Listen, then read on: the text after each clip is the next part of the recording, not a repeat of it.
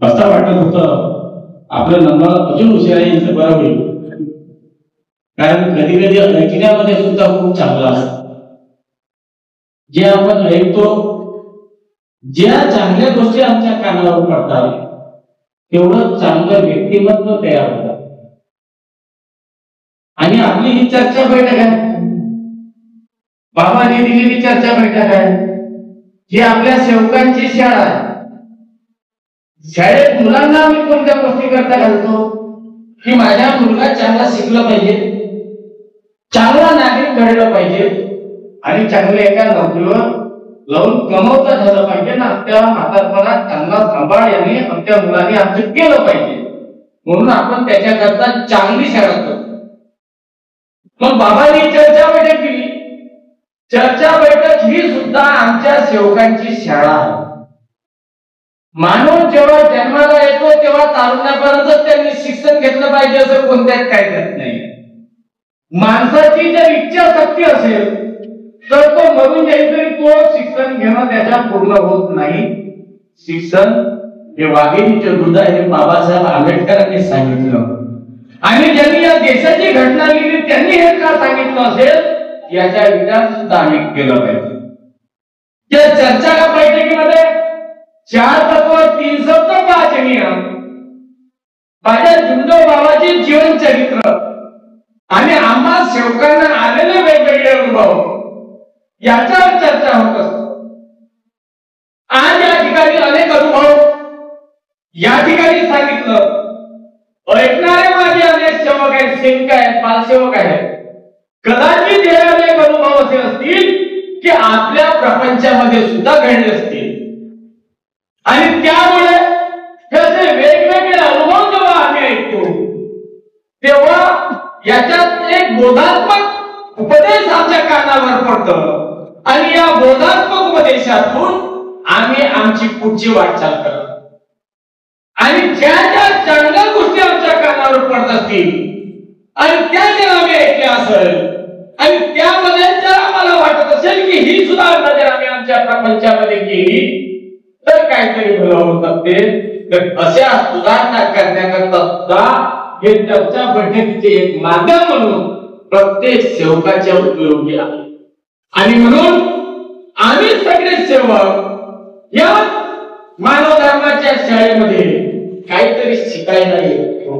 मी सुद्धा काहीतरी शिकायला जे काही मार्गदर्शन या ठिकाणी मला मिळालं याच्यामध्ये माझ्या ज्ञानात सुद्धा भर पडणार आहे आणि अपेक्षा करतो की आपल्या सर्वांच्या ज्ञानात वृद्धी झाल्याशिवाय राहणार नाही. हे दुसरी चर्चा बैठक आपली.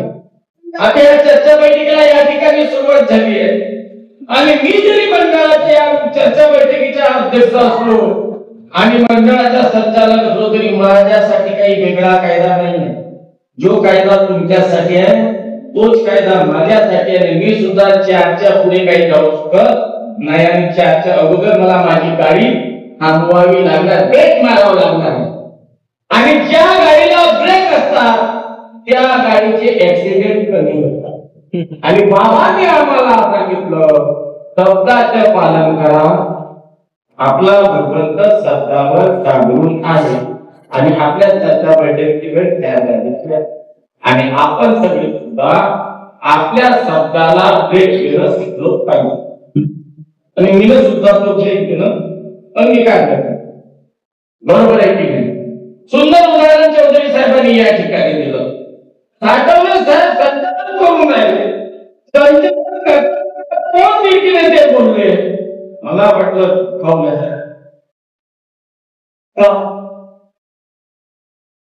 आम्ही सकाळ संध्याकाळ सगळ्यांना सांगतो आम्ही जुने विचार सोडले. बाबाने दिलेले 4 तत्व 3 शब्द 5 नियम यावर आम्ही चालण्याचा प्रयत्न करतो. खरंच आम्ही चालतो का? आम्ही आमच्या डोक्याला विचारा. जर हे असं असतं तर आज या आश्रम कुणाचा आहे बाबा सांगा?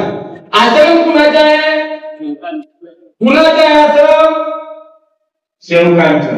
या आश्रमाचे मालक कोण आहात? ज्यांना भवन निधीने आश्रम निधी भरले आहेत, जे सभासद झाले ते याचे मालक झाले. काही मागे पुढे होती, मान्य करता याचे मालक तुम्ही आहात. मग मला एक सांगायचं उपस्थित झालेल्या सेवकांनो, किंवा माझा आवाज येतपर्यंत या रस्त्याला झाडात बसले असाल, कुणी आपल्या पटांगणात बसून ऐकत असाल, तुम्ही सुद्धा आपल्या मनाला विचारा की तुम्ही ज्या घरामध्ये राहता त्या घरामध्ये काळी कचरा घाण पान होऊ देता का नाही होऊ देत? येणार म्हणून चार पाहुणे येतील तर आम्हाला हेंद्रीने म्हणतील म्हणून, म्हणजे तुम्हाला वाईट कोण नाही म्हणलं पाहिजे, तुमच्या घरच्यांना चाकपाक ठेवा, तुम्हाला चांगली पाहिजे म्हणलं पाहिजे. आणि मग ते तुमच्या मालकीचा हे आश्रम आहे, मग आश्रमातली स्वच्छता कोण ठेवलं? कोण ठेवलं स्वच्छता? आपण सेवक ठेवून. हे कोणत्या शास्त्रामध्ये लिहिलं आहे? हे कोणत्या मार्गदर्शनामध्ये सांगितलंय बाबांनी आपल्याला की तुम्ही नंतर सुखी समाधानी झाल्यावर आश्रमामध्ये स्वयंपाक घेऊन येता, 50-50 शंभर लोकांनी जेवण सांगा, पोरीला 7व्या महिन्याच्या मोळा असेल तर येते स्वयंपाकात जेवण सांगून स्वयंपाक बनवजा, मग तुमच्या पोरगा झाला तर पाठला घेता करा तर मग आश्रमामध्ये जेवण दे जा. सांगितलंय का? निर्णय सांगितले, 90 दिवस सांगितले. आणि लक्षात ठेवा, ज्या ज्या लोकांना हे 90 दिवस दिसत असतील ते मार्गजीवनी सेवक घडले नाही,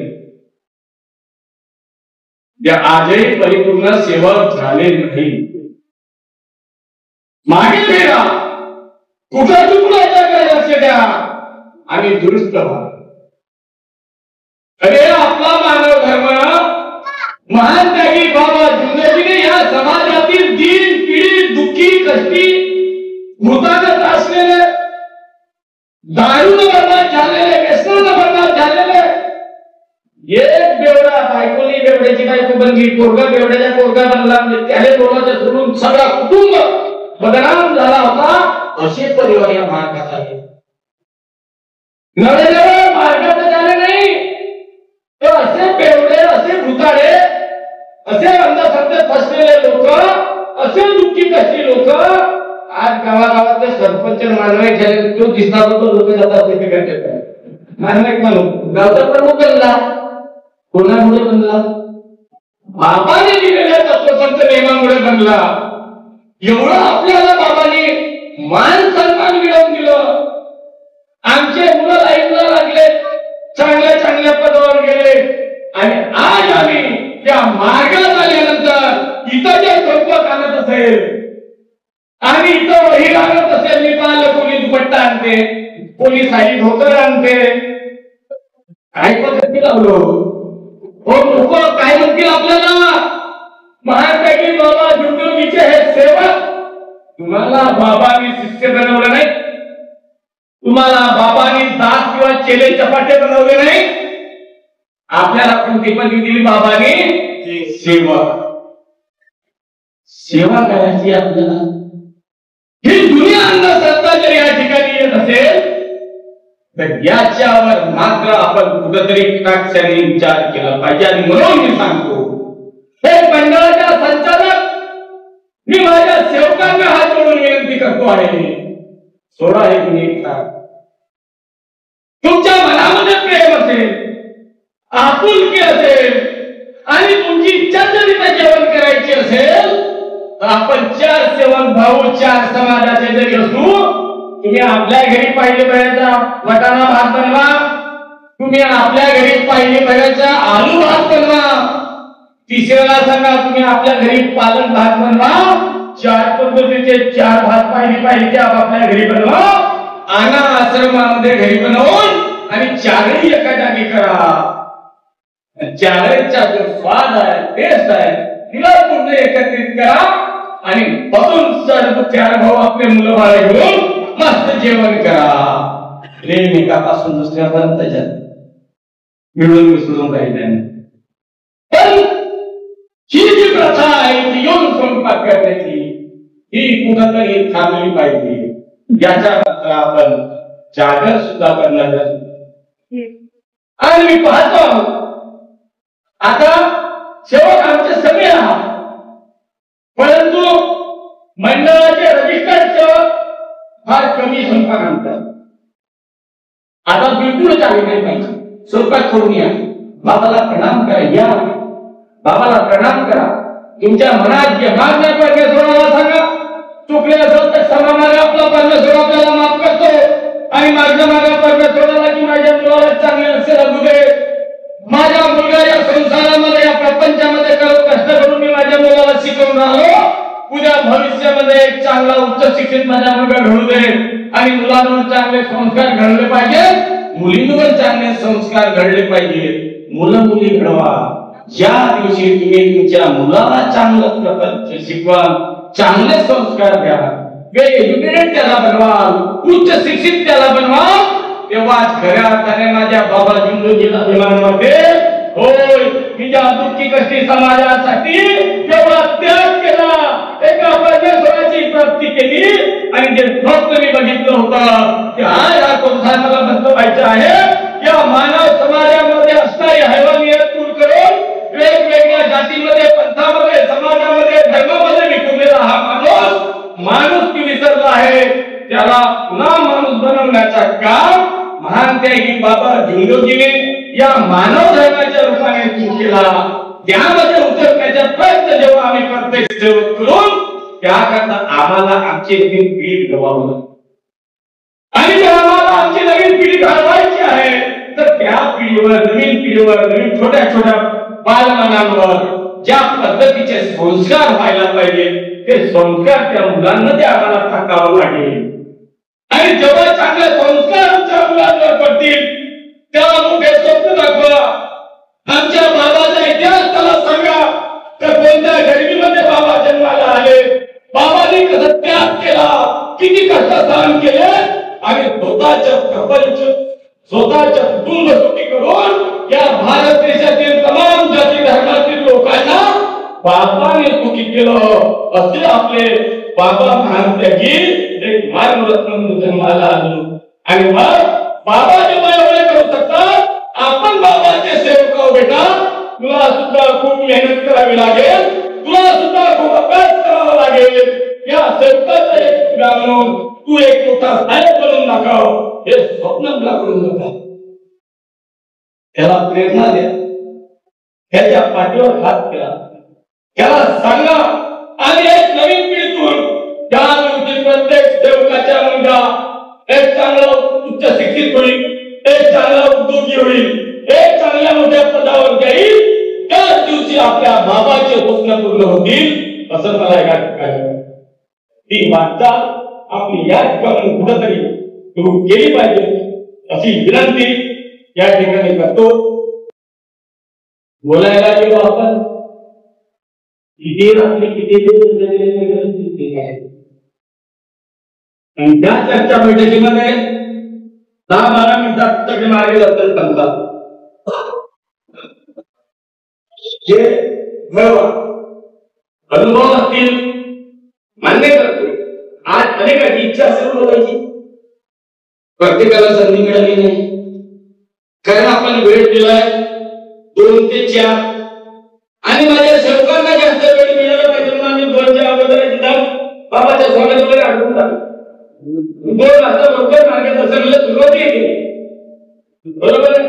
तरी पण 2 तास वेळ कमी करतो. आणि आम्ही चर्चा केली अध्यक्ष साहेबांसोबत एकूण आठवले साहेब, चौधरी साहेब असल्यावर काही माझ्याला जास्त लोड नाहीये, ऐकून घेतली.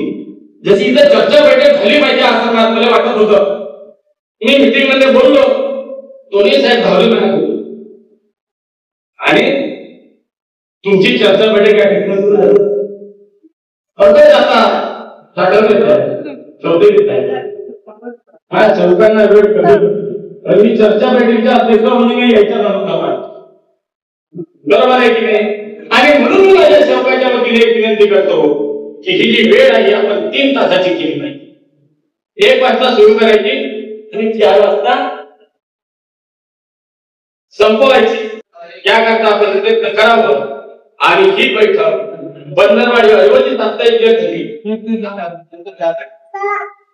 म्हणलं गेलो एका दिवसाने आमच्याकडून तुम्हाला चहा बरोबर आहे ना काय हरकत नाही जेवढं होईल तेवढं सहकार्य ज्या निमित्ताने करा आज या ठिकाणी या चर्चा बैठक अध्यक्षस्थान आपल्या सर्वांच्या माध्यमातून आपण मला दिलं बोलण्याची संधी त्याबद्दल सर्व समस्त सहमंडळींना आम्ही मनापासून धन्यवाद देतो आणि मी माझा दोन शब्द या ठिकाणी थांबवतो सर्वांना